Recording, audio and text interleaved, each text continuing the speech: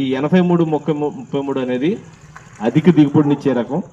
అదేవిధంగా దీనికి shelling percent అంటే ఒలిపిడి శాతం ఎక్కువ ఉంటుంది. గింజల పొడవుగా ఉండి బెండు సన్న ఉంటుంది. దానివల్ల ఏంటంటే మనకి గింజ శాతం ఎక్కువ ఉండి మనకి దిగుబడి అనేది ఎక్కువ రావడానికి అవకాశం ఉంటుంది. ఓకే, తర్వాత ఇది కండె మనకి మంచి పొడవు వస్తుంది. ఇక్కడ మనకు చూపించి మంచి నారింజ కలర్ వస్తుంది. తర్వాత కండి చివరి వరకు కూడా పూర్తిగా గింజలు తయారవుతాయి. అలాగే బలంగా నిలబడుతుంది. మనకేంటంటే కాండం అనేది గాలికి వానకి పడిపోకుండా మంచి బలంగా నిలబడుతుంది. అదేవిధంగా వేరు వ్యవస్థ చూసినట్లయితే వేరు వ్యవస్థ భూమికి సమాంతరంగా వ్యాపించి ఉంటుంది. వేరు వ్యవస్థ మనకి బలంగా ఉంటుంది కాబట్టి ఆ ఏదైతే కాండం ఉందో ఆ మొక్కజొన్న యొక్క కాండం అది పడిపోకుండా ఉంటుంది.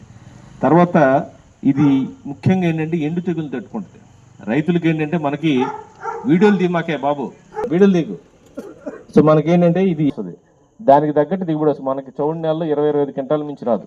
సో అదే నెలలో ఇది 30-35 క్వింటాలు వస్తుంది. అదేవిధంగా ఇది దిగుబడి నల్ల భూముల్లో బాగా చేసే చోట 52-53 క్వింటాల దిగుబడి కూడా మనకు వస్తుంది. మంచి దిగుబడిని ఇచ్చే రకం. అదేవిధంగా రఫ్ అంటే ఎటువంటి సాయిల్లోనే పనికి వస్తుంది. తర్వాత దీని ముఖ్య లక్షణం ఏంటంటే దీనికి ఆకు మీద నూగు ఉంటుంది. నూగు ఉండటం వల్ల ఏంటంటే పురుగు తక్కువ వస్తుంది. మీకు చేను పెరిగిన తర్వాత మీరు చేలు పొలంలో తిరిగినప్పుడు ఆ నూగు ఉండటం వల్ల మనుషులు కోసుకున్నట్టు అనిపిస్తుంది అన్నమాట. సో మనకు ఆ నూగు శాతం ఎక్కువ ఉండటం వలన మనకి పురుగు అనేది తక్కువ వస్తుంది. దాని ద్వారా ఏంటంటే మందులు కూడా తక్కువగా కొట్టడానికి మనకు అవకాశం ఉంటుంది.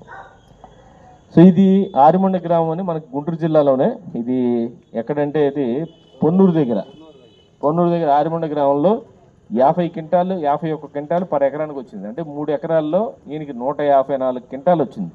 ఈ చూపించిన గోవిందరావు అని ఆయనకి 154 క్వింటాలు 3 ఎకరాల కంటే 51.3 క్వింటాల దిగుబడి వచ్చింది.